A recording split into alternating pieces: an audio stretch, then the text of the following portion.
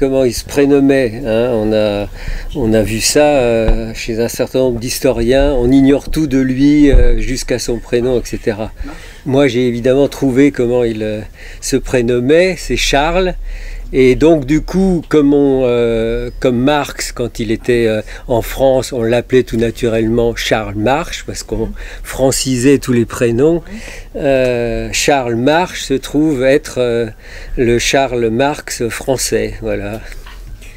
C'est évidemment une anecdote sans aucune signification, mais... Je la mettrai sur le générique de début. Voilà, donc j'ai fait la bio du Charles Marx français. Voilà.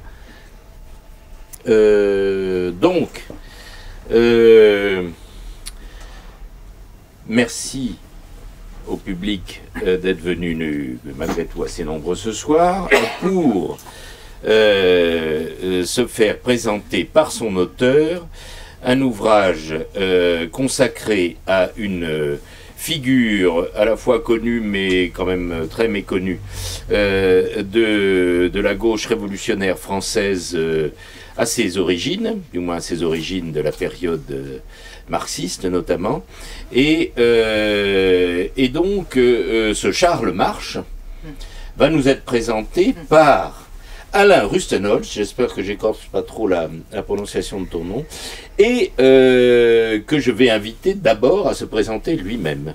Ah. Pouf pouf. Ça doit être mon 22e ouvrage ou 23e, un truc comme ça, enfin un peu plus de 20. Voilà, donc 4-5 consacrés au mouvement ouvrier, à l'histoire du mouvement ouvrier, en particulier. Le premier d'entre eux s'appelait Paris ouvrier, et donc en 2003, me semble-t-il, je réintroduisais sur le devant de la scène, à une époque où déjà on disait qu'il n'y avait plus d'ouvriers, etc. L'existence des ouvriers, du fait qu'ils n'étaient plus en vitrine, mais qu'ils étaient toujours là, et qu'en particulier, ils avaient fait Paris, ils avaient été Paris dans tous ces quartiers et dans toute son étendue, enfin principalement quand même dans la moitié est, mais au XIXe siècle, y compris à l'ouest, il y avait des implantations ouvrières. Donc voilà, le livre commençait avec Marx à Paris, en gros en 1843-44, et arrivait pas tout à fait jusqu'à nos jours actuels, ni tout à fait au jour de 2003, mais jusqu'au jour où les grandes centrales syndicales, les sièges des grandes centrales syndicales étaient passés en périphérie, ce qui marquait un signe de la fin d'une centralité, la fin d'une centralité ouvrière. J'ai fait après sur le même modèle les grandes luttes de la France ouvrière. J'ai fait de la banlieue rouge au Grand Paris, et puis j'ai fait une histoire en gros de ma famille ouvrière, une histoire provinciale sur Marseille, la Ricamarie près Saint-Étienne et Mulhouse. Et voilà donc là cette biographie d'un individu qui va avoir une moitié de sa vie parisienne et une autre américaine, états-unienne plus exactement, et qui va participer à la fois à la révolution de 1848 dont il va être l'un des protagonistes, et à la guerre de sécession. Voilà, donc février 1848, c'est la première fois que des ouvriers apparaissent dans l'espace politique, au sommet de l'espace politique. L'un y est invité, l'autre pas. Celui qui y est invité, c'est Alexandre Martin, qui est le vrai nom de celui qu'on connaît sous le pseudonyme de l'ouvrier Albert. Donc Paris est couvert de barricades, le roi Louis-Philippe vient d'abdiquer, et dans les bureaux de deux journaux, celui de l'opposition dynastique, le National, et celui de l'opposition républicaine, la Réforme, se concocte, se mitonne un gouvernement provisoire. Composé essentiellement de gens du National plus que de ceux de la Réforme, et composé pour les trois quarts de parlementaires sortants, enfin de toujours parlementaires, de la veille encore parlementaire, c'est-à-dire de gens élus en gros par 240 000 personnes, puisque le suffrage est censitaire. Et donc 240 000 personnes, alors que le corps électoral, pardon, qui serait celui du suffrage universel masculin, formule grotesque s'il en est, mais serait d'environ 10 millions de personnes. Hein. C'est ce que, dès que le suffrage universel aura été promulgué par la Révolution de 1948, on va avoir pour les premières élections, celle à la constituante en avril 1848, 9 400 000 électeurs, et un peu plus, 9 900 000 l'année suivante pour l'élection à la constituante. Donc voilà, dans ces deux journaux, on fait des listes, on met des noms, et on fait la navette entre les deux, donc de la rue Le Pelletier, siège du National, à la rue Jean-Jacques Rousseau, siège de la Réforme, pour se mettre d'accord. Et à un moment, Louis Blanc de la Réforme, journaliste à la Réforme, est à une fenêtre, lit l'état actuel de la liste, et d'en bas de la cour, lui est à une fenêtre à l'étage, monte des voix, Albert, Albert, Albert. Donc c'est le seul de ces futurs membres du gouvernement provisoire qui viennent d'en bas, au sens tout à fait propre, puisque les gens sont dans la cour, et l'autre en haut. Et donc Albert, je l'avais jamais vu, c'était un pauvre ouvrier, dit Louis Blanc. Enfin, je pourrais vous le lire. C'est dans le livre. C'est dans le livre, voilà. C'était un pauvre ouvrier mécanicien qui tirait peut-être son dernier coup de fusil à quelques barricades au moment même où, loin de lui, à son insu, ses camarades acclamaient son nom. Il n'avait jamais figuré au milieu des notabilités démocratiques. N'y avait-il pas dans ce seul fait l'avènement d'un monde tout nouveau? C'était l'idée du travail réclamant sa place dans le gouvernement des choses humaines, c'était la souveraineté du peuple demandant à être représenté par un homme du peuple. Ce fut les yeux humides que j'inscrivis, Albert, ouvrier. Donc voilà Albert, ministre, pas tout à fait, parce que ceux qui ne sont pas parlementaires, dans un premier temps, ils seront qualifiés seulement de secrétaires, ils n'auront pas le titre de ministre, et puis de toute façon, les portefeuilles n'ont pas été distribués. L'arrivée de Charles March à l'hôtel de ville le lendemain est plus sportive. Lui s'invite, il met le pied dans la porte, l'épaule, il la force, il bouscule, il arrive et il entre de force. Nous venons demander à ceux qui se disent nommés par nous ce qu'ils veulent faire pour nous. Et d'abord, nous demandons pourquoi nous sommes forcés pour arriver jusqu'à eux de renverser des gens qui nous barrent le passage.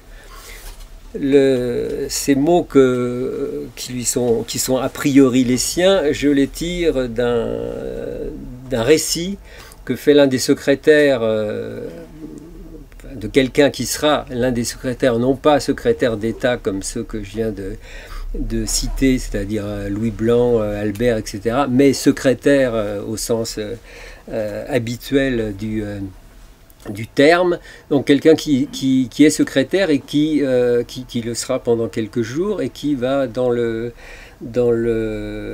un journal, un petit journal qui se crée juste au moment de la Révolution, proposer un récit des événements dont il a été le témoin oculaire au sein même du gouvernement provisoire, quelques 3 semaines après les événements. Donc c'est le tout premier récit des débuts de la Révolution de 48, et c'est un texte passé complètement inaperçu, ignoré par l'histoire, et que la numérisation des journaux depuis le 19e siècle permet maintenant de retrouver.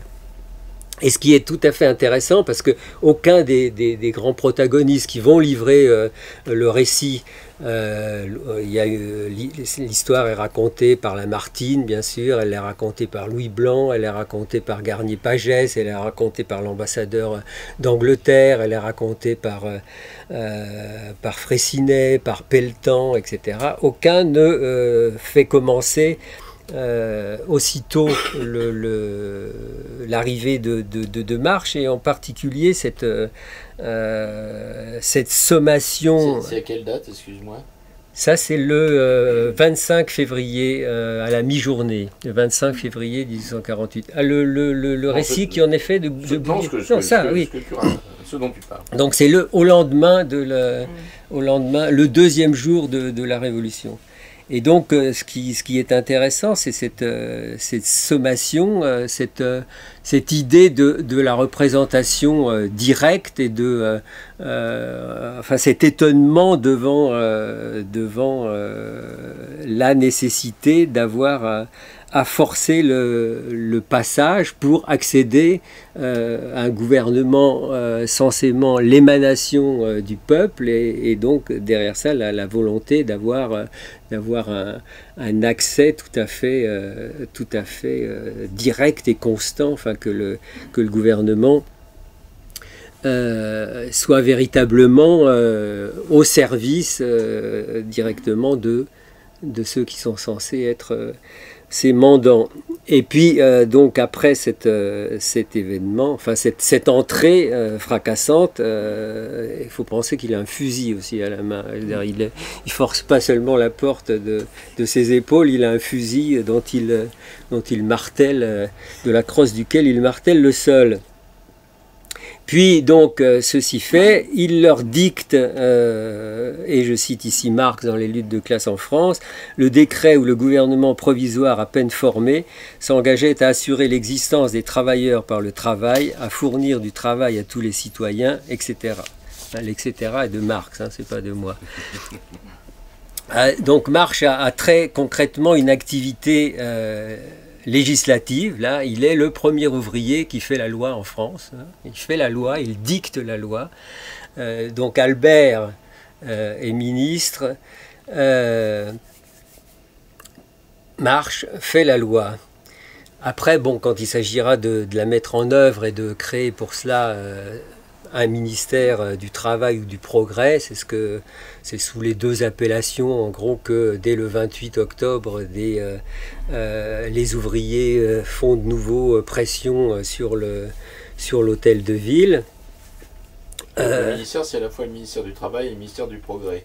Non, ce qui est réclamé, c'est quelque chose que l'on appelle indifféremment ministère du Progrès ou ministère du Travail, et qui devrait mettre en œuvre bien sûr le décret qui vient d'être obtenu, d'être arraché, d'être dicté au gouvernement.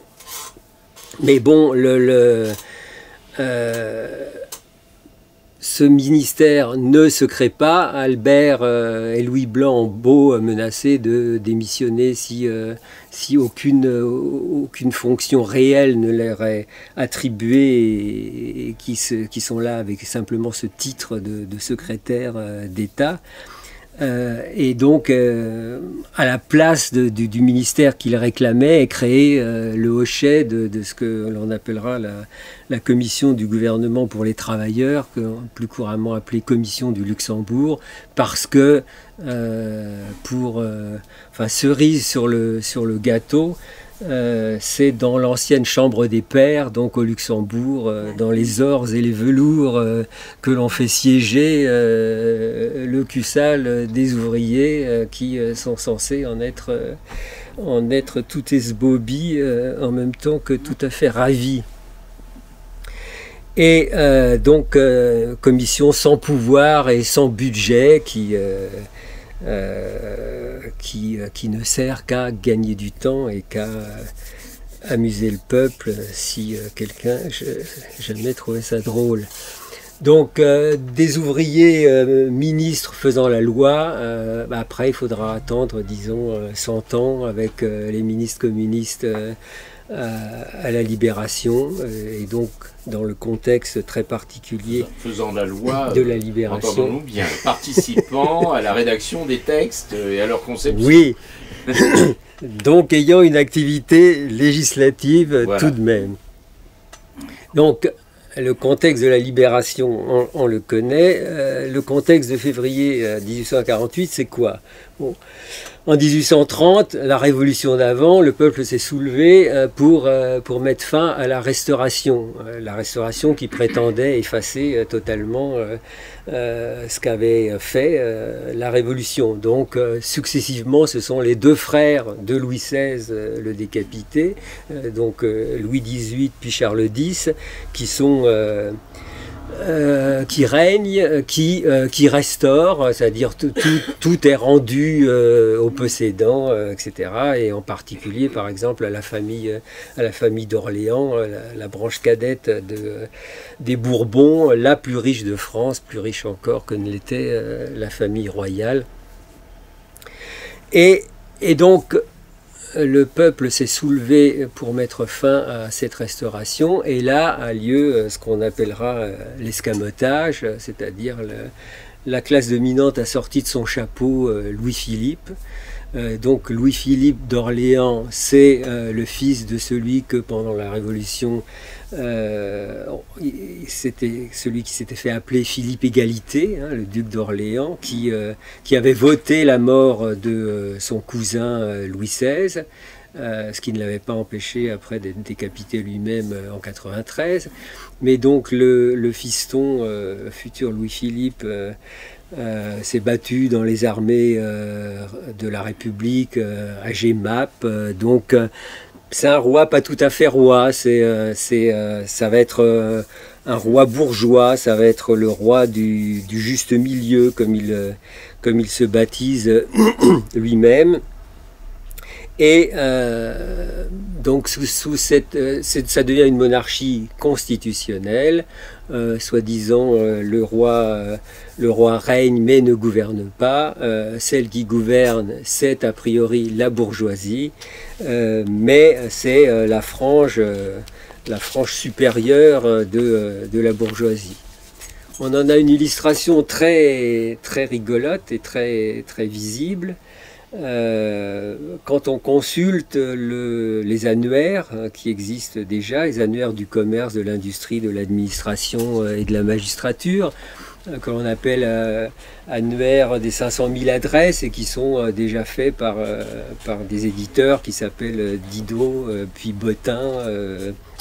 Voilà. Et donc dans cet almanach des 500 000 adresses, périodiquement, sur une page, de temps en temps, on voit par-ci par-là des abréviations rigolotes, électes ou élige, qui sont en fait les abréviations d'électeurs ou d'éligibles.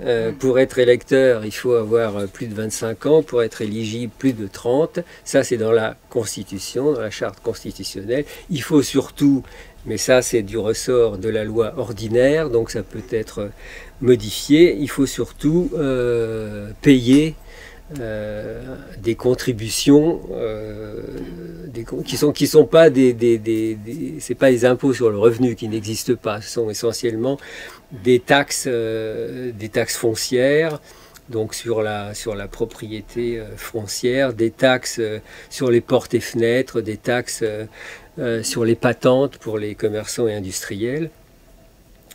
Et donc, il faut payer plus de 200 francs de contribution pour être électeur, plus de 500 francs pour être éligible.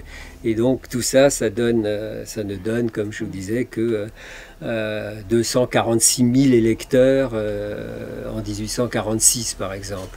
Donc, dans cet almanach qui est censé être l'album même de tout ce que la France compte de commerçants, d'industriels, et aussi de notables, ben, il n'y a même pas là devant chaque nom, enfin plus exactement après chaque nom, l'abréviation d'électeur ou éligible, tellement le corps électoral de cette monarchie constitutionnelle est rikiki.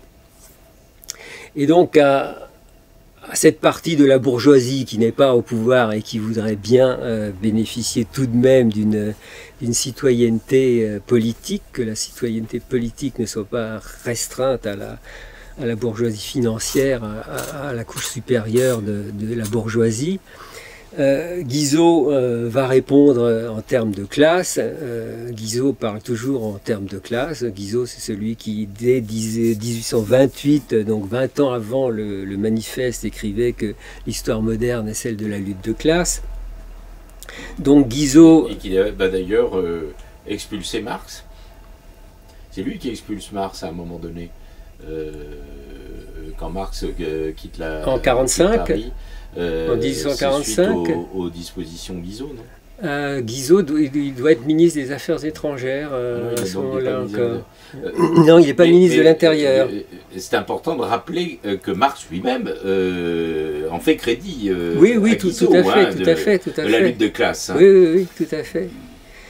Et donc Guizot leur dit, en substance, s'adressant à sa classe, à la bourgeoisie, notre classe a conquis ses droits sociaux et politiques, c'est fait, passons à d'autres choses, ne poursuivez plus pour le moment la conquête des droits politiques, enrichissez-vous et vous rentrerez au fur et à mesure dans le corps électoral qui est ouvert, puisqu'il suffit de gagner de l'argent pour y accéder, il suffit de s'enrichir. Donc, d'un côté, effectivement, la grande bourgeoisie va s'enrichir, enfin la grande bourgeoisie seulement, par exemple dans les chemins de fer, et de l'autre, on va préparer, la même bourgeoisie va préparer la guerre de classe, les deux partant sur le même pied. Pour ce qui est de l'enrichissement dans les chemins de fer, par exemple, 1843, c'est le lancement... 1843 qui est la date du fameux « Enrichissez-vous » de Guizot, hein, la date de son discours, de sa réponse à un député.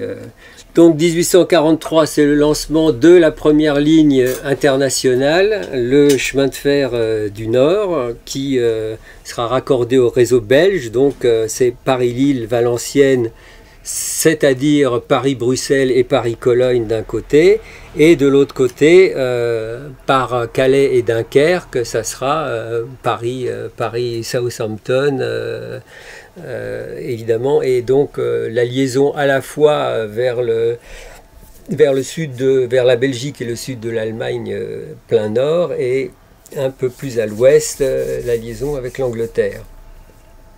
Et ce chemin de fer du Nord, ça nous intéresse tout particulièrement parce que c'est au chemin de fer du Nord que Marche est ouvrier tourneur dans l'atelier de la Chapelle, qui est l'atelier de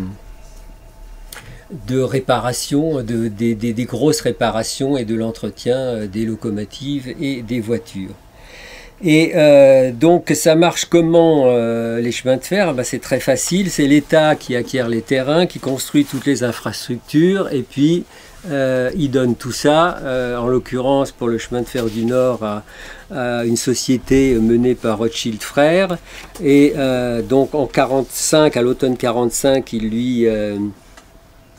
lui concède la société, et tout a été tellement bien fait déjà et préparé que il suffit de 9 mois pour poser des rails là-dessus et inaugurer la ligne à l'été 46. Du côté de la guerre de classe, c'est les enfumades en Algérie. 1844, c'est la première, celle dont Cavaignac est l'incendiaire. L'année suivante, c'est autour du colonel Pélissier, une tribu tout entière, 1 millier de personnes, femmes, enfants, vieillards, asphyxiés. Pélissier applique ainsi la doctrine Bugeaud, qui clairement dite en ces termes, enfumez-les comme des renards, et lequel Bugeaud d'ailleurs justifie immédiatement derrière l'action de son colonel, Bugeaud qui est gouverneur général de l'Algérie, et évidemment le fait monter en grade pour le remercier, enfin pour même plus que le remercier, enfin pour célébrer dignement ce haut fait. C'est quelque chose qui passe pas inaperçu à l'époque, les enfumades d'Algérie. Je veux dire, on en parle dans la presse internationale. Et par exemple, parce que on s'inquiète, les voisins s'inquiètent de ce que ça pourrait être d'avoir une telle armée en face de soi sur un champ de bataille si intervenait une guerre interétatique. Et par exemple, le Times écrit que l'Europe entière doit trembler de l'idée que la France entretient en Afrique 100 000 hommes élevés à pareille école et capables d'actes de férocité comme celui que le colonel Pélissier a commis. Mais il n'y a pas que les étrangers qui s'inquiètent d'avoir à rencontrer éventuellement cette armée. Il y a aussi en France un certain nombre de gens lucides, et par exemple la démocratie pacifique, qui est le journal, le quotidien de ce que l'on appelle les néo-fouriéristes, donc Victor Considérant et cette équipe-là, qui lui s'était pas fait une mauvaise idée de Bugeaud jusque-là, et par exemple il pensait que le fait que Bugeaud traîne avec lui dans le peuple l'étiquette de boucher de la rue Transnonain, parce que il n'était pas directement sur les lieux, mais enfin, il était au commandement de l'armée en 1834, quand rue Transnonain, les militaires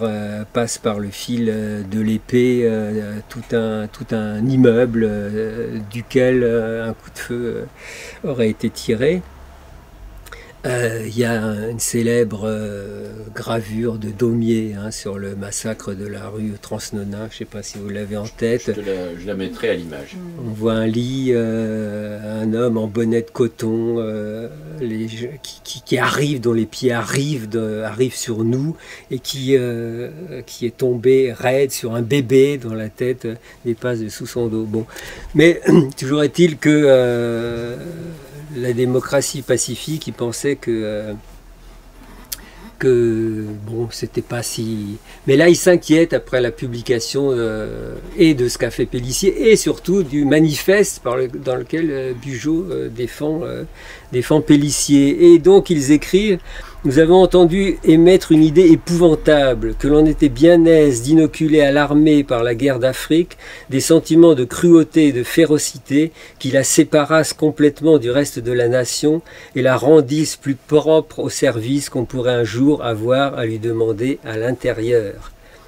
Et la bourgeoisie pourra effectivement compter sur Cavaignac, donc le premier des enfumeurs, en juin 1848, puisque au moment de l'insurrection de juin, ouvrière de juin, le pouvoir lui sera confié, et il sera ensuite, quand il aura bien massacré, il pourra être porté à la tête du Conseil des ministres, devenir président du Conseil des ministres. C'est utile de rappeler ça aux jeunes générations, qu'on abreuve de protestations véhémentes contre à la fois les violences policières aujourd'hui, dont tu me diras que c'était un peu l'armée aussi à l'époque, et les enfumages. On a un autre type, comme chacun aura pu le constater, quand même, on a un autre type de violence policière aujourd'hui, et d'enfumage. L'enfumage s'est beaucoup répandu, mais c'est pas du même type.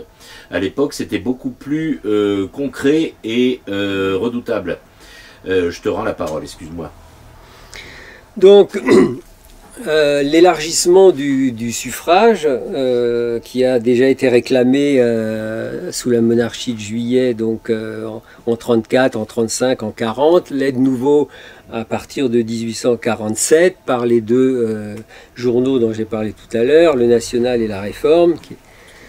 Donc ils ne réclament pas la Lune, simplement en gros le doublement du corps électoral, le faire passer de 246 000 à 500 000 en gros, voilà. Et les réunions politiques sont interdites, donc on trouve une solution de rechange, les banquets. Au lieu de se réunir dans une salle, on se réunit autour d'une table, et au lieu de tenir des discours, on porte des toasts au fameux banquet républicain, au suffrage universel, à tout ce qu'on veut. Donc il y aura en gros...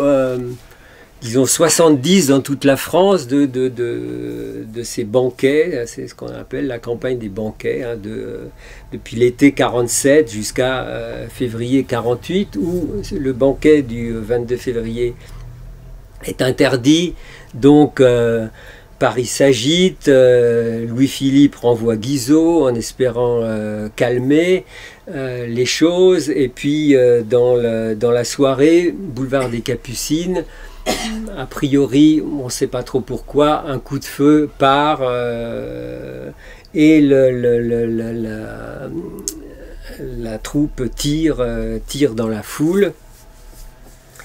Là, Paris s'embrase, le roi nomme à la tête Bugeaud, le voilà, à la tête de la totalité de l'armée de Paris, y compris de la garde nationale, qui était jusque-là, qui était une milice bourgeoise, hein, qui étaient les bourgeois en armes, qui payaient eux-mêmes leurs uniformes, et donc pour les plus riches d'entre eux, leur cheval, et donc le commandement était évidemment aux plus riches des plus riches, mais toute la garde nationale, c'était la garde bourgeoise, et elle était en gros l'armée de la protectrice du roi bourgeois Louis-Philippe. Donc et elle n'était pas d'habitude sous les ordres d'un militaire. Donc, et Bugeaud, naturellement, comme on s'y attendait, rassure le roi et lui dit « Eussé-je devant moi 50 000 femmes et enfants, je mitraillerais. » Mais il est trop tard, et sur lui. La menace ne suffit pas, et à l'aube du 24, le jour se lève sur plus de 1500 barricades. Elles ont été dûment démembrés probablement par les services municipaux, et donc on a compté pour ces 1500 barricades 4000 arbres abattus et 1 300 000 pavés. On les a comptés. On les a comptés, oui. Sans doute avant de les remettre en place. Donc Louis-Philippe abdique en faveur de son fils. C'est une interruption, mais révolutionnaire. C'est Bella Ciao, comme vous avez pu... Oui, mais quand même. Mais quand même, oui. Il faut mettre le portable, je rappelle, en mode silencieux. Est-ce que... À toi, oui, reprends. Oui. Voilà, tu as troublé le conférencier comme ça. Et donc Louis-Philippe abdique... On est aux barricades et aux 1300 pavés. 1 300 000 pavés, pardon, voilà. Bien sûr, 1 300 000 donc Louis-Philippe abdique en faveur de son fils. La reine fonce avec le dit fils à l'Assemblée nationale pour essayer de concocter une régence quelconque, mais évidemment le peuple force le palais Bourbon pour l'en empêcher. La liste du gouvernement provisoire mitonné dans les bureaux qu'on a vu Louis Blanc lire à la fenêtre est présentée à l'Assemblée nationale et acceptée, disons, entérinée. Puis, ce gouvernement qui vient d'être accepté se rend à l'hôtel de ville. Il ne va pas aller, bien sûr, aux Tuileries, d'où le roi est parti précipitamment par le tunnel qui donne sur la place de la Concorde, et en laissant les parties de billard entamées et la nourriture dans les assiettes. Donc il va à l'hôtel de ville, et là Lamartine se laisse arracher sous la pression populaire la proclamation de la République. Une république provisoire, sous réserve, dit-il, qu'elle soit ratifiée ultérieurement par des élections nationales, en disant on ne peut pas décider, nous, simplement à Paris, alors qu'il y a 36 millions d'âmes dans ce pays, de la nature du régime. Donc ça, c'est le 24, donc politiquement, c'est fait, la République est proclamée, provisoirement proclamée, et c'est donc le lendemain, 25 février, à la mi-journée, que Charles March arrive avec les mots que l'on sait.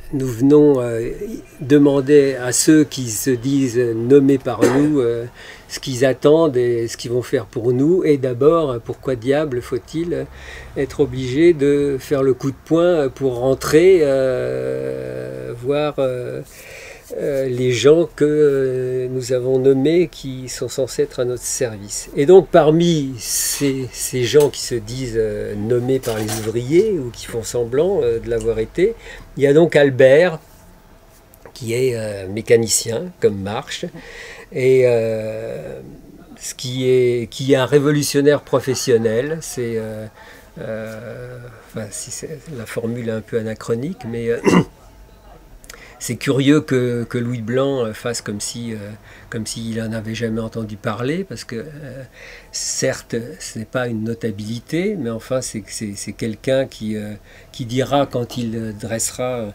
une courte biographie pour un journal 40 ans après, mais j'ai toujours été un révolutionnaire, je me suis battu en 1832, donc moment de la révolte des Canuts à Lyon, qui a des prolongements à Paris, en 32, en 34 à la rue Transnonain, à la prise d'armes de Blanqui et Barbès en mai 39. Il a été inculpé dans l'attentat d'Armès contre le roi Louis-Philippe pendant la monarchie de Juillet. Il y a une tripotée d'attentats contre le roi, dont un en octobre 40, et Albert est inculpé à ce moment-là. On trouve chez lui quantité de brochures, en particulier toutes les brochures de Cabet et de son communisme que l'on appelle icarien. Et bon, il répondra qu'il les vendait comme colporteur pour ce qu'il pouvait en tirer comme bénéfice, mais donc voilà. Et il est après l'échec de la prise d'armes de mai 1839, qui est le fait d'une société secrète, qui est la société secrète dite des Saisons, et donc à la tête de laquelle étaient Barbès et Blanqui, qui sont arrêtés et qui vont être condamnés à mort puis graciés. Juste une insiste pour les gens que cet aspect de cette histoire intéresse. On a reçu il y a quelques années l'auteur du livre sur le complotisme, qui est toujours là, qui explique en détail les évolutions de la conception qu'on avait du complot, des complotistes, etc. Et cette période où il y avait toutes ces sectes politiques dont sont issus, y compris les premiers, on pourrait dire les communistes primitifs français.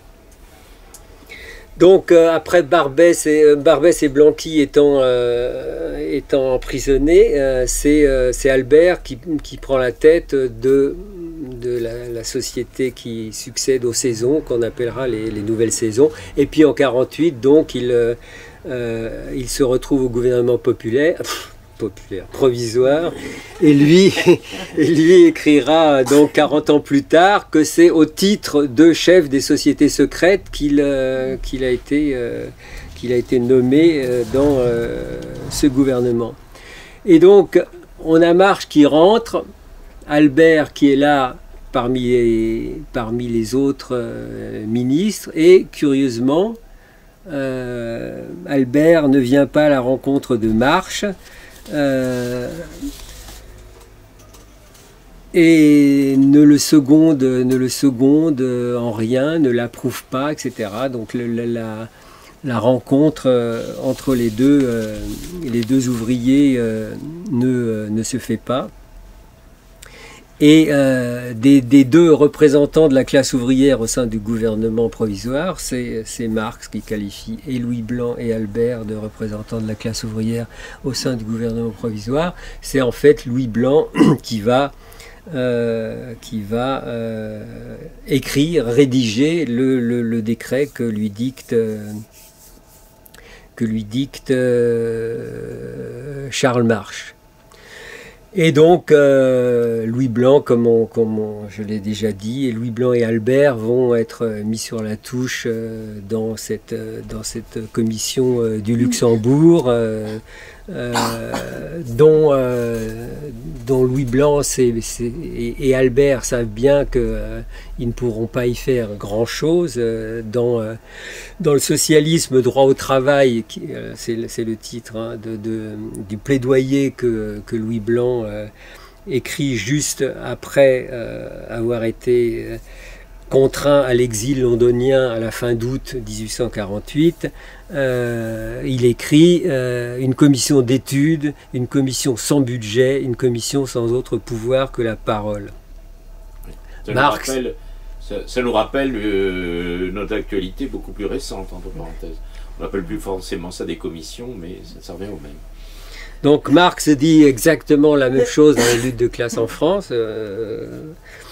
En plus ironique, il qualifie ça de synagogue socialiste dont les grands prêtres Louis Blanc et Albert avaient pour tâche de découvrir la terre promise, de proclamer le nouvel évangile et d'occuper le prolétariat parisien.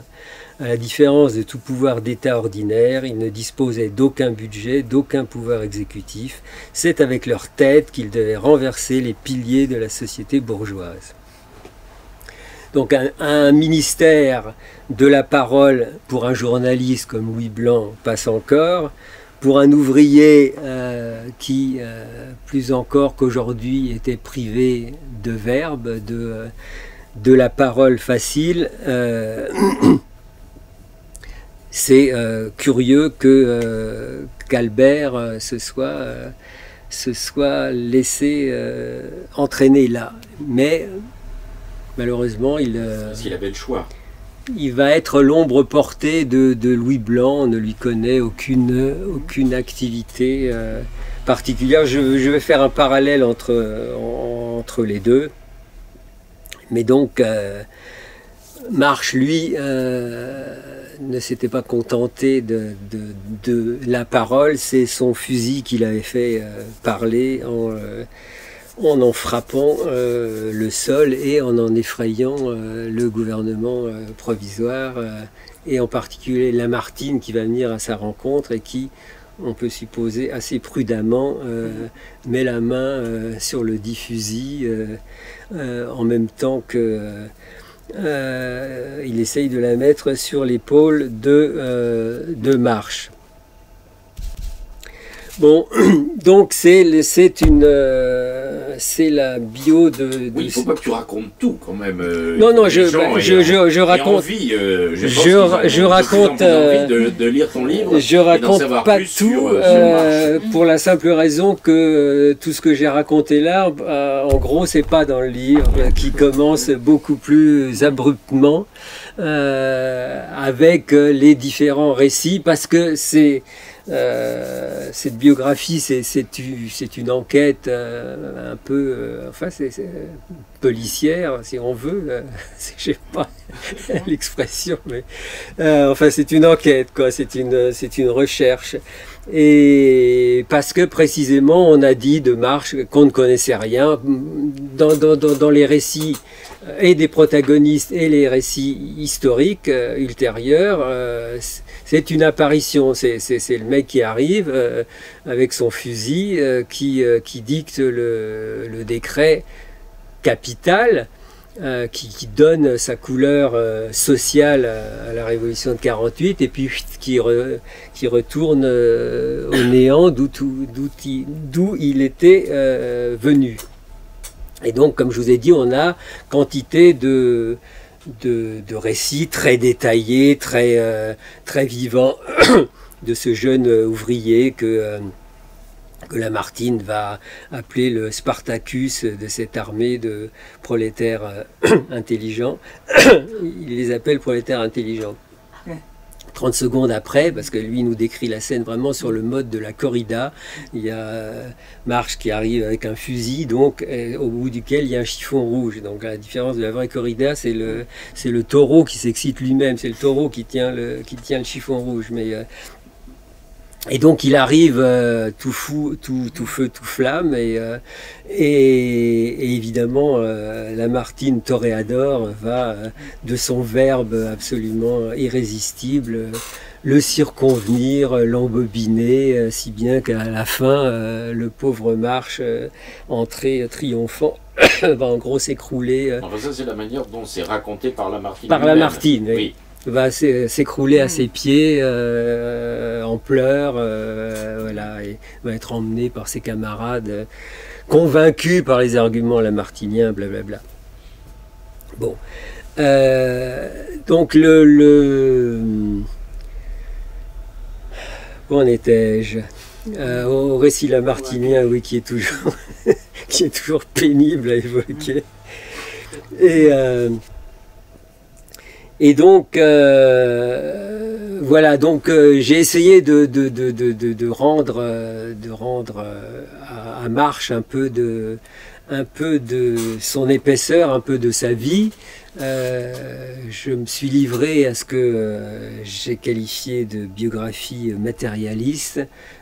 C'est un peu une formule, une formule un peu creuse. Je ne veux pas dire par biographie matérialiste que j'étudie son origine de classe et que j'en déduis ce qu'il ne pouvait que faire avec une telle origine, etc. C'est simplement qu'il est tout à fait impossible de faire une biographie de Marche qui serait psychologisante, tout simplement que... Il n'a rien écrit? Il n'a rien écrit. Il a écrit, et je suppose qu'elle n'est pas de lui, une lettre à un journal vers la fin de mai, qui a probablement été écrite par quelqu'un de maniant davantage le langage que lui. Voilà, donc... Mais tu as quand même fini par... ah oui, donc voilà, j'ai trouvé à la fois évidemment ses noms, prénoms, date de naissance, etc., son berceau familial. Eh ben, je vais vous en parler tout de suite. Donc, sans déflorer le livre. C'est toujours sans déflorer le livre. Pour donner envie de le lire. Voilà, donc je fais un parallèle avec Albert. Et là encore, le parallèle n'est pas non plus dans le livre. Donc, Albert y est, bien sûr, mais pas détaillé de... L'autre ouvrier. Voilà, l'autre ouvrier recensé, y compris par Marx, voilà. À l'occasion de ses premières révolutions, celle de 48 ans. Et qui lui a droit à une rue. Dans le 13e, il y a une rue Albert. Ça m'énerve depuis longtemps parce que il eût fallu qu'elle s'appelât rue de l'ouvrier Albert ou rue Albert ouvrier et non pas rue Albert. On s'imagine évidemment, surtout jusqu'à ce qu'on y mette sur les plaques de rue quelques renseignements historico-biographiques. Jusque-là, on était persuadé que c'était le nom d'un propriétaire de terrain, ce qui est quand même, quand ce ne sont pas des grands noms de l'histoire de France, les noms sur les plaques des rues, c'est propriétaire du terrain, au mieux de l'auberge, etc. Mais donc il y a une rue Albert, il n'y a évidemment pas de rue Marche.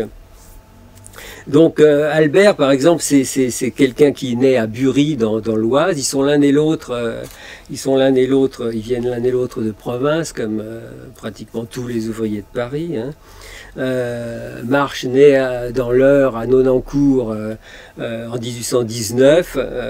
Sa famille, le berceau familial est plutôt d'Évreux et plutôt dans le tissage.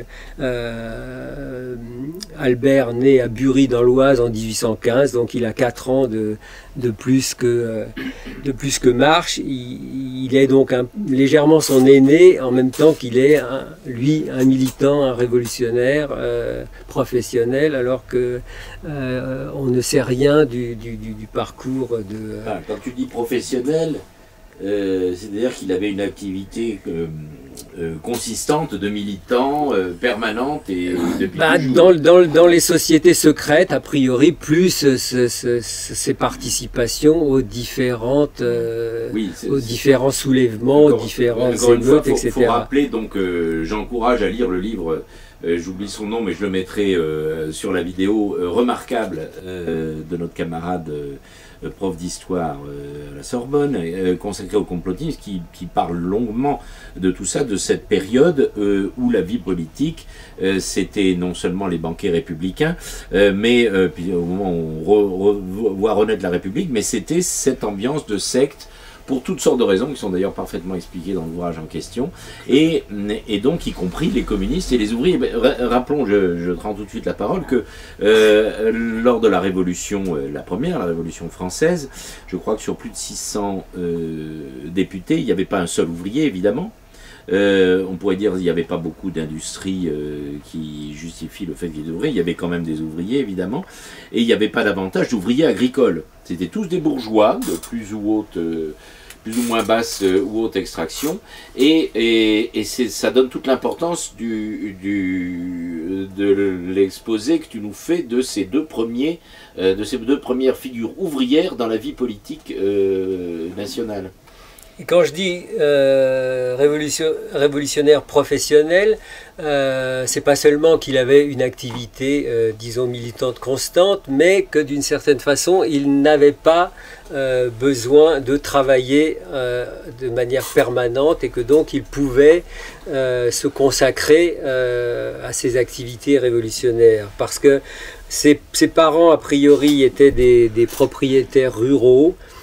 Sa mère meurt, il a 1 an, et quand il aura quitté Paris, quitté au contraire Bury, quitté l'Oise et qui sera arrivé à Paris, son père lui enverra périodiquement des sommes d'argent qui représentent sans doute la partie de son héritage maternel, de l'héritage de sa mère, ce qui fait que il travaillera toujours par intermittence. C'est quelqu'un qui fait son apprentissage chez son oncle maternel, donc le frère de sa mère défunte, lequel oncle maternel est maître mécanicien à Paris, c'est-à-dire que c'est un petit industriel qui fait des tours, des machines-outils de précision et qui sera par exemple médaille de bronze à l'Expo de 1839. Donc c'est de là que vient Albert. Marche, on ne sait pas où il a fait son apprentissage. Lui, c'est son père qui meurt quand il a 13 ans. Il est...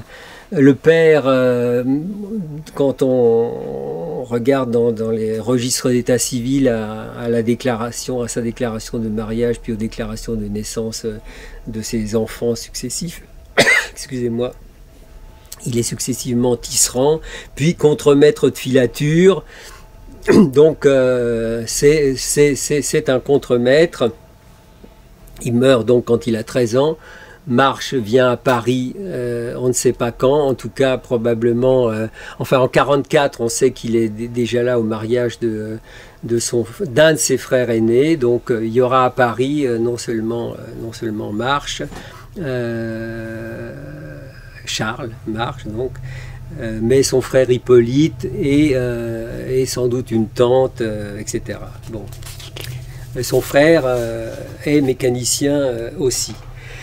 Donc la différence entre les deux, pour continuer à la filer, c'est que Albert, l'ouvrier Albert, donc il est mécanicien chez un marchand, c'est chez un fabricant de boutons qui s'appelle Jean-Félix Batros, qui est dans l'actuelle rue Léon Froid. Et donc il y est mécanicien, hein, il ne fait pas des boutons, il se défendra d'avoir jamais été boutonnier, il s'occupe de l'outillage dans la dite usine. Mais c'est la fabrique de boutons, c'est 150 rue Léon Froid, donc c'est 150 personnes, dont 2 tiers d'hommes. Et 400 femmes autour qui travaillent à domicile, qui mettent les boutons sur les plaquettes de carton. Donc c'est une industrie encore avec beaucoup de domiciles. Ce n'est en rien l'industrie moderne. Marx, au contraire, il travaille, donc je l'ai dit, aux ateliers de la Chapelle du chemin de fer du Nord. Alors il faut bien s'imaginer ce que c'est que le Faubourg Saint-Denis, la rue du Faubourg Saint-Denis. Hein. Dans la rue du Faubourg Saint-Denis, on a donc sur la gauche, vers le haut, ce qu'on appelle l'embarcadère, on dit généralement pas les gares, l'embarcadère du Nord, c'est-à-dire là où on prend le train, avec une trentaine de mécaniciens seulement autour de l'embarcadère, et plus haut, passer la barrière de la Chapelle, puisqu'il y a encore sur les boulevards aujourd'hui ligne 2 et ligne 6 du métro, là où le métro est aérien, il y a encore le mur d'octroi, hein, qui est un mur de 6 mètres de haut avec un boulevard à l'intérieur et un boulevard à l'extérieur. C'est la douane. Et voilà, et avec donc des portes, la douane municipale, qu'on appelle les barrières. Donc on parle là de barrières de la Chapelle à l'emplacement de l'actuel métro je fais Chapelle. Juste un petit commentaire de quartier. Au bout de la rue, aujourd'hui l'Osserand, où nous nous trouvions, qui s'appelait la rue de Vanves, il y avait l'octroi de la porte de Vanves, et un des douaniers de cet octroi est devenu assez célèbre puisque c'était le douanier Rousseau. Voilà, c'était juste une... Donc c'est la même époque. Et donc, de l'autre côté de la barrière de la Chapelle, il y a, juste après la rue Gessin, qui est toujours là, il y a l'atelier de la Chapelle, donc atelier de grosse réparation des locomotives et des voitures, plus un atelier de construction de wagons. Et puis encore plus loin, la gare de marchandises.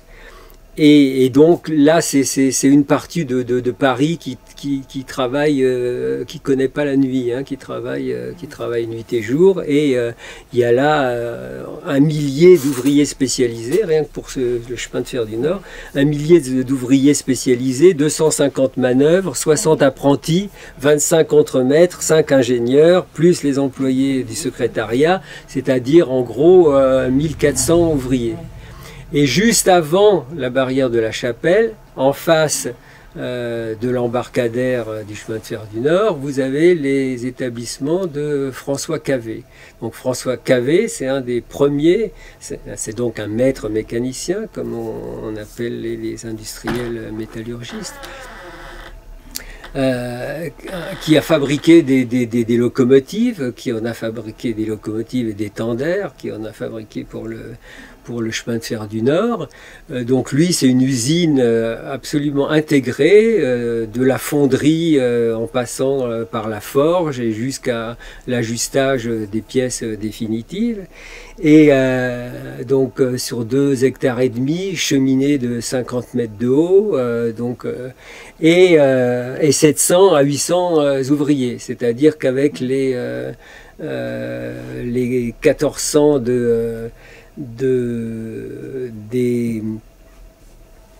des chemins de fer du Nord, et les deux sont liés parce que après, une fois des locomotives vendues, le constructeur continue par exemple de fournir les roues entières à la chapelle. On fait de la réparation, on fabrique pas, on fabrique des wagons, ce qui est essentiellement de la menuiserie, mais pas des roues. Donc les deux, c'est quasi une grosse entreprise, en tout cas un gros, et c'est de l'industrie, tout à fait moderne. C'est la plus grosse concentration ouvrière de Paris, devant Charles de Rosne et Caille, qui est une autre entreprise métallurgiste et qui donnera Fives Lille, enfin jusqu'à nos jours. Une brève interruption. Ce parallèle est très instructif, comme tout ce que tu nous as raconté jusqu'à maintenant, qui est passionnant, et évidemment ton livre. J'insiste, ce parallèle entre l'ouvrier, entre les deux ouvriers, l'ouvrier Marche et l'ouvrier Lambert, parce qu'il y a Albert, pardon, excuse-moi, et parce que ça évoque une distinction centrale dans la description historique du Capital de Marx, qui est le passage de la manufacture à l'industrie. On voit bien ces deux générations, pas tellement décalées, mais on voit bien que c'est le moment de ce passage à deux types d'ouvriers et de modes de production capitaliste. Alors si on veut maintenant brosser un peu l'itinéraire politique de Marche, bon, longtemps après les faits, une douzaine d'années après les faits, Garnier-Pagès, qui est maire de Paris, qui a été désigné maire de Paris par le gouvernement provisoire au 25 avril, le jour où Marche arrive. Donc Garnier-Pagès, dans son livre, sortira une pétition dont Marche était porteur. Pétition dont personne n'avait parlé jusque-là, ni Lamartine, ni Louis Blanc, ni... parce que je vais faire une incise, comme toi, j'ai fait une incise, allez, je laisse ça de côté pour l'instant. Oui, parce que le Marche, à la fois, probablement réclame le drapeau rouge et réclame le droit au travail. Dans les récits, c'est des protagonistes et les récits historiques de l'époque, c'est pas toujours clair. On peut avoir l'impression que ce sont deux ouvriers différents, parce que certains insistent sur le drapeau rouge, d'autres sur l'organisation du travail, le droit au travail et l'obtention du décret. En fait, je suis tout à fait persuadé que c'est bel et bien Marche qui réclame les deux, sa revendication du drapeau rouge n'étant d'une certaine façon que le sceau qui doit manifester de la couleur du gouvernement provisoire et du fait qu'il va bien prendre à bras le corps la question sociale. Mais donc le décret sur le droit au travail, il l'obtient, le drapeau rouge, il ne l'obtient pas parce que Lamartine un éclair de génie et dit en gros déjà vous m'avez fait accepter la République comme si on pouvait à nous seuls, nous Parisiens, décider de la nature du régime pour la France entière. Et maintenant vous voulez me faire accepter le drapeau rouge, et parlons-en et demandons leur avis. Et là, il va à la fenêtre, en gros, ou à la porte, on ne sait pas trop. Enfin bref, il va se présenter face aux ouvriers qui sont là, et il réussit à les embobiner et leur expliquer que que le drapeau tricolore, c'est le drapeau de la Révolution et de la gloire des armées de la République à travers l'Europe, alors que le drapeau rouge, il est juste taché du sang des ouvriers au champ de Mars, et voilà. Et donc, comme a priori la foule qui est là accepte cette idée, cette imposition du drapeau tricolore, Marche, qui peut difficilement aller à l'encontre de ceux dont il est le porte-parole, puisqu'il naturellement il n'agit pas en son nom propre et à titre individuel, mais comme représentant de sa classe et à tout le moins du Faubourg Saint-Denis, des ouvriers du Faubourg Saint-Denis, de là d'où il vient, ne peut qu'accepter aussi et ne pas se battre davantage, alors que dans un premier temps il s'est battu. Et là il va descendre, ce qui se trouve aussi seulement dans le récit de Bouvier, de Félix Bouvier, dont je vous parlais tout à l'heure et que j'ai cité en commençant, alors que les autres récits s'arrêtent au moment de la signature du décret. Bouvier nous montre Marche descendant, rendre compte justement de sa mission, et descendant avec le dit Bouvier et un polytechnicien, parce que Marche a dit au gouvernement provisoire, non seulement vous allez me signer ça, mais vous allez me donner quelqu'un qui va descendre avec moi pour attester que ce que je dis là est bien la vérité, que ça a bien été entériné par le gouvernement provisoire. Donc il descend avec ces deux personnes, il monte sur la statue qui se trouve maintenant dans l'entrée du musée Sully. C'est pas un musée Sully qui s'appelle, c'est l'hôtel de Sully, musée des monuments historiques, c'est ça. Donc il y a cette statue, elle était dans la cour de l'hôtel de ville. Il monte sur le socle, il lit le décret provisoire, le décret du gouvernement provisoire sur l'organisation du travail. Il est porté en triomphe jusqu'aux grilles qui entourent. Il monte sur les grilles, il le relit à nouveau. Donc je reviens à la pétition. Voilà, Garnier-Pagès, dans les années 1860, nous sort la pétition. Dont il était porteur. Je suppose que cette pétition est signée non seulement de lui, Marche jeune, qui signe ainsi parce qu'on l'a dit, il a un frère aîné, mais de deux autres individus.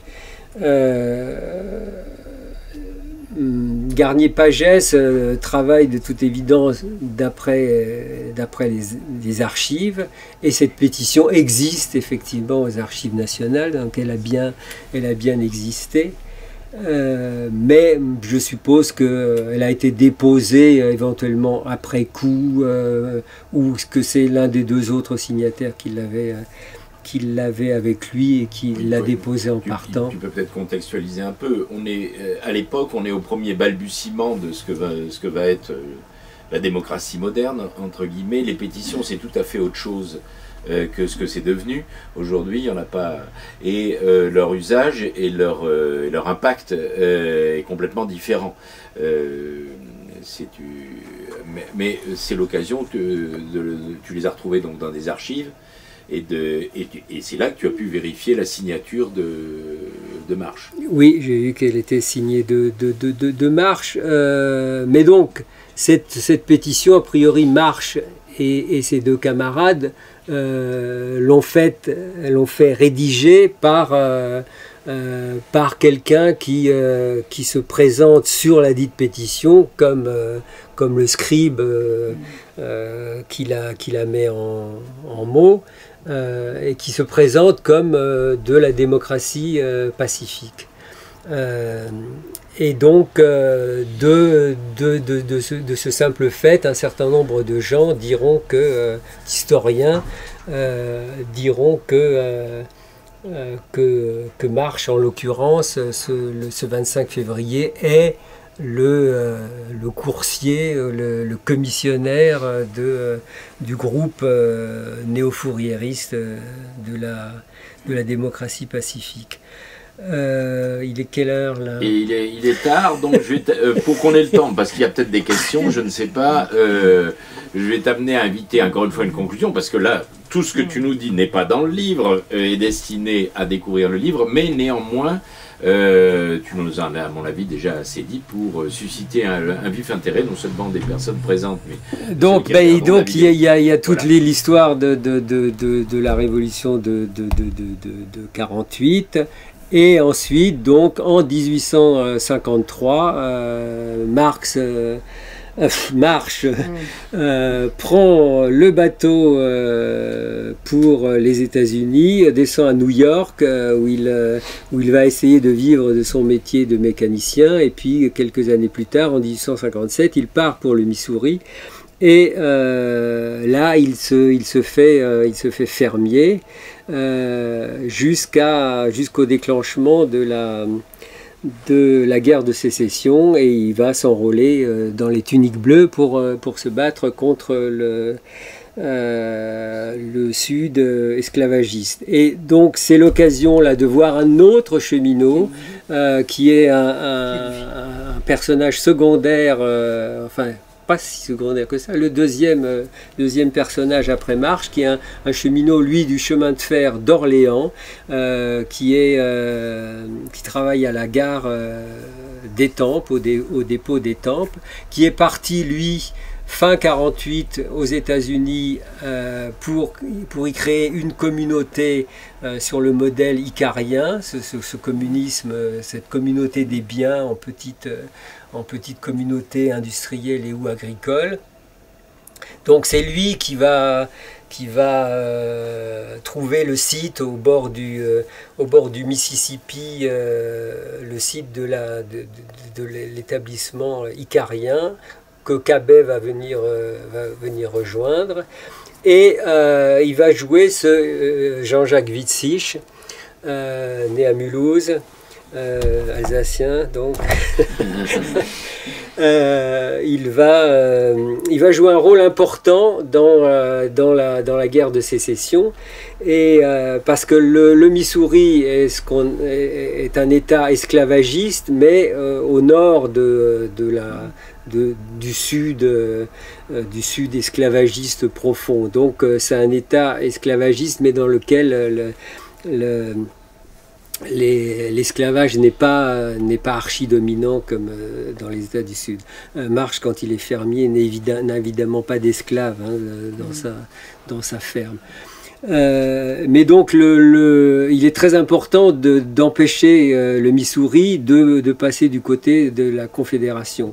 Et c'est Witzig qui va faire partie du comité de salut public de Saint-Louis, Missouri, qui va empêcher que l'arsenal de Saint-Louis tombe aux mains des esclavagistes, et du coup l'État tout entier, et si l'on en croit le général Grant, je crois, la face de la guerre en eût été changée. Donc là aussi c'est totalement inédit tout ce lisez le livre. Oui, lisez et vous y verrez l'importance des Allemands justement dans la guerre de sécession.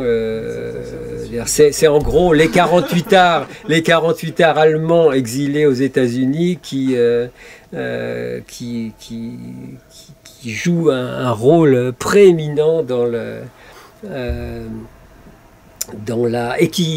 la guerre de sécession, et qui réussissent par exemple dans le Missouri ce qu'ils ont raté en Europe, c'est-à-dire à renverser le gouverneur et son gouvernement, le gouvernement de l'État esclavagiste, pour le remplacer par des partisans de l'émancipation. Voilà. Et ben, je terminerai là-dessus. Eh bien, d'abord, bravo. Merci.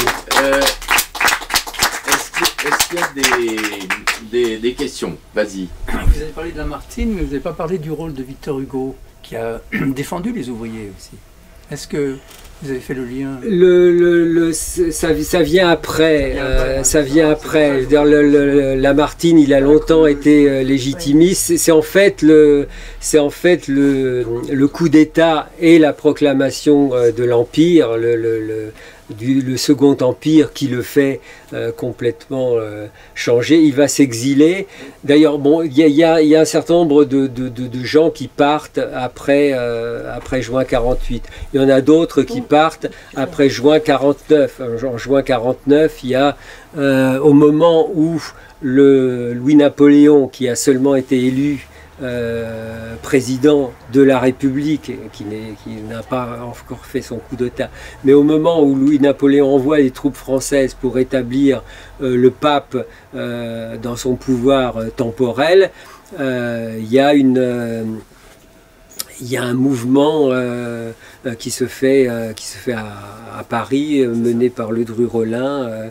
Il y a une belle, à ce propos, il y a une belle image là, je la montrerai dans la vidéo. Tu la montreras, qui montre un peu voilà, qui montre un peu à quoi ressemble la répression en 1849. Louis-Napoléon Bonaparte n'est que président, et vous voyez là sur tous les balcons des soldats, donc pas seulement dans la rue, mais y compris sur les balcons des particuliers, et c'est accompagné de cette épatante phrase du président Louis-Napoléon Bonaparte: quelques factieux osent encore lever l'étendard de la révolte contre un gouvernement légitime, puisqu'il est le produit du suffrage universel. Il est temps que les bons se rassurent et que les méchants tremblent. Vous voyez le truc, être bon avec les bons, méchants avec les... terroriser les terroristes, blablabla. Ça ne passe quoi, terroriser les terroristes? Autre question? Non. Oui, et alors donc c'est Hugo part en exil à ce moment-là et écrit son fameux poème dans lequel il dit qu'on peut assassiner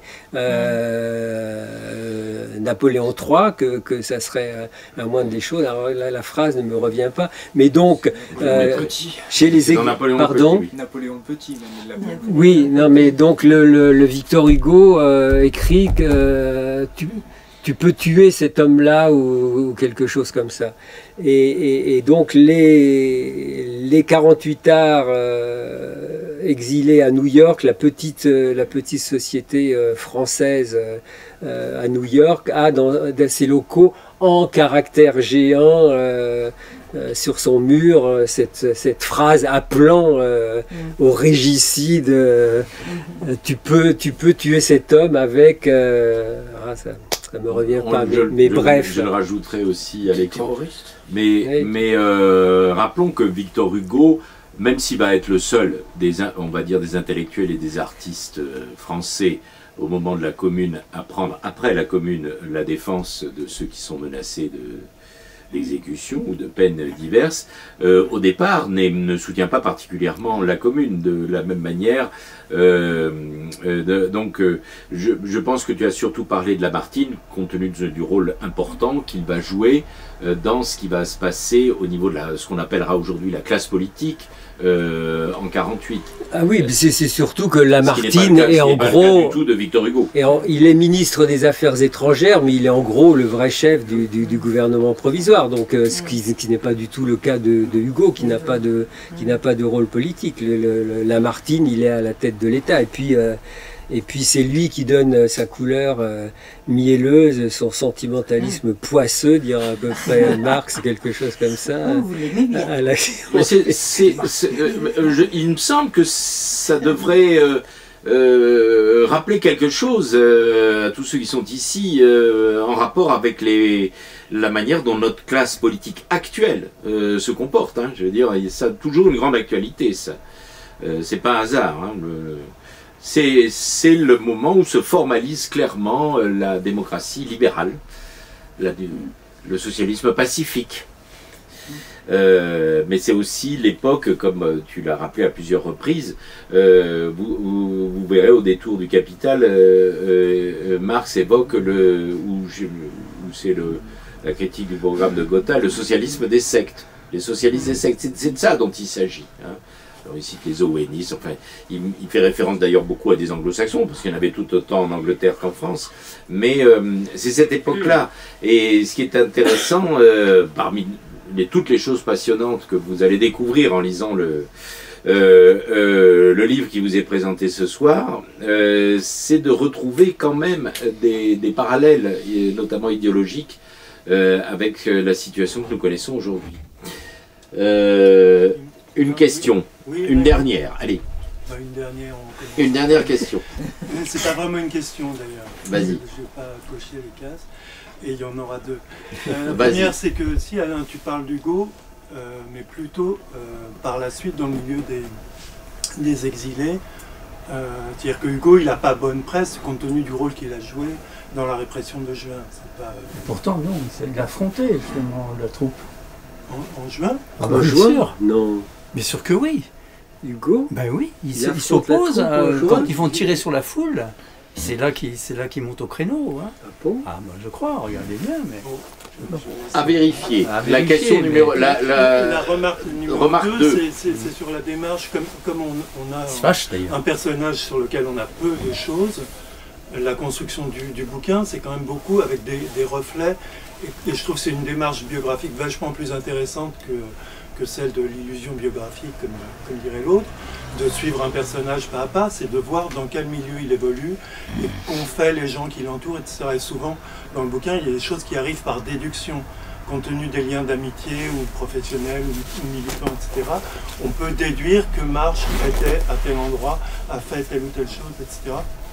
Je trouve ça beaucoup plus intéressant que voilà, les biographies plus ou moins psychologisantes où on se met qu'a fait l'auteur, qu'a pensé, etc. C'est ce que tu appelais une biographie historique matérialiste. Voilà, on pourrait dire aussi Excuse-moi, tu voulais ajouter quelque chose? Non, mais il y a le côté matérialiste, effectivement, mais il y a le côté ça tient aussi au fait qu'on s'attache à un homme qui n'a pas la carrure d'un personnage, qui n'a pas la carrure du bourgeois ou de l'aristo, qui a pu écrire, qui a une correspondance, qui a été cité dans les journaux, etc. Donc, ça m'a fait penser, moi, quand je l'ai lu, au travail qu'avait fait Michel Perrault sur, je ne sais plus quelle ouvrière dans le Dauphiné, là, qui avait donné le petit bouquin qui s'appelle Mélancolie ouvrière. C'est-à-dire qu'on avait peu de traces de cette militante qui a participé à 2-3 congrès syndicaux, etc.